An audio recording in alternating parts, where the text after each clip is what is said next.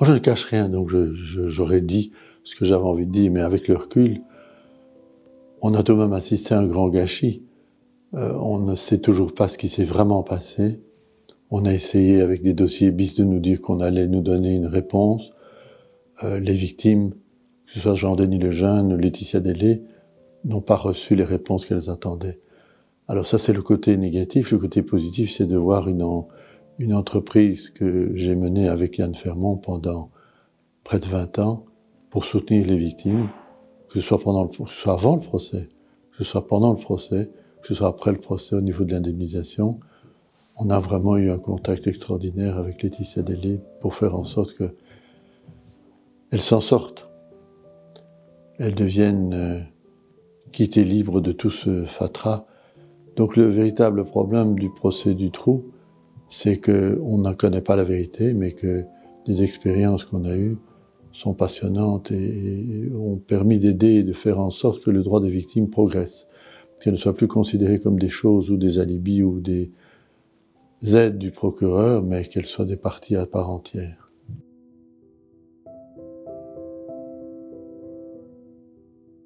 Elle s'en sort avec ses enfants, elle s'en sort avec sa vie. Je crois que c'est la plus grande victoire qu'on ait pu remporter, c'est justement que personnellement elle s'en sorte.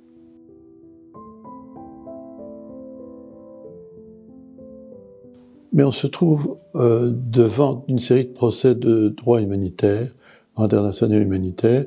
On avait les questions du Cambodge, il y avait les questions du Rwanda, il y avait les questions de ce que on jugeait des dictateurs éventuels à La Haye, dans la Cour pénale internationale. Et ce qui a changé par rapport à Hissène Habré, c'est qu'on a rendu possible une juridiction internationale régionale.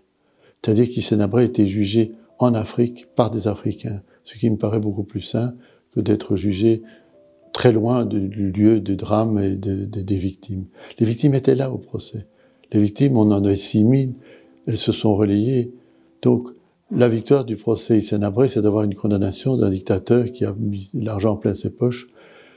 La demi-victoire, c'est qu'il y a des promesses d'indemnisation, mais qu'elles ne sont pas encore toutes remplies. Donc le procès Hissène Habré est pour moi un procès exemplaire d'avoir mis à la disposition des victimes, là où elles vivent, eh bien, la possibilité de dire ce qu'elles pensent d'un dictateur, vous l'avez dit, par rapport à ses sévices sexuels, mais par rapport à tout ce qu'il a fait sur les populations.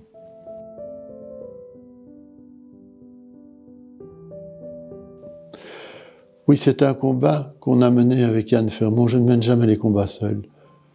Quand j'étais pionnier du droit en demandant des boutiques de droit, demandant des centres pluridisciplinaires, on a fait ça avec Jacques Hamel, avec Yann Fermont.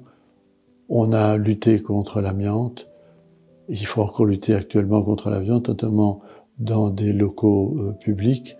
C'est une lutte terrible parce que c'est le pouvoir économique, le fleuron économique de la Belgique qui était éternite par rapport à la santé des gens.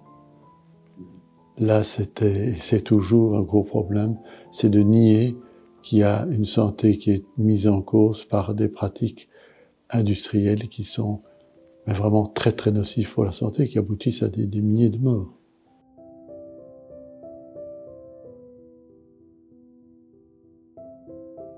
C'est une décision que je n'ai pas prise dans la précipitation, c'est une décision que j'ai prise quand j'ai vu qu'il y avait 50 ans derrière moi, que j'avais fait des choses, et que je trouve que c'est aux autres maintenant de prendre le flambeau.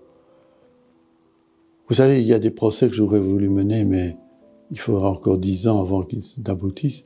C'est le droit à la nature. Donner des droits à la nature, c'est de prendre en compte, comme les cours constitutionnelles allemandes l'ont fait, prendre en compte le droit générationnel. On n'a pas le droit de faire ce qu'on fait pour les générations futures. Et puis il y a un énorme problème qu'on devrait pouvoir résoudre, c'est le problème du numérique et de la vie privée. On a toute une série de fichiers, on a toute une série de dépendances par rapport à l'informatique qui m'affolent, qui m'effrayent, que ce soit en Chine pour le crédit social ou que ce soit de notre côté sur les réseaux sociaux. On doit vraiment avoir une action citoyenne pour faire en sorte que manifestement, on ne nous fiche pas, le crédit social ne devienne pas un contrôle social. Or, on est mal parti pour le moment, dans toutes les régions du monde. Donc il y a tellement de choses à faire, mais je ne les ferai plus comme avocat de personne, mais j'espère pouvoir le faire aussi en aidant ceux qui sont à la pointe,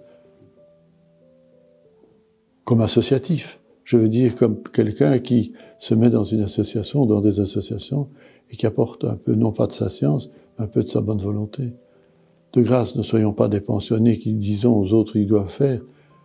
Il appartient maintenant aux autres de faire en sorte que le droit des générations soit sauvegardé, que la nature ait des droits, et qu'on vive mieux. Et là, je peux les aider.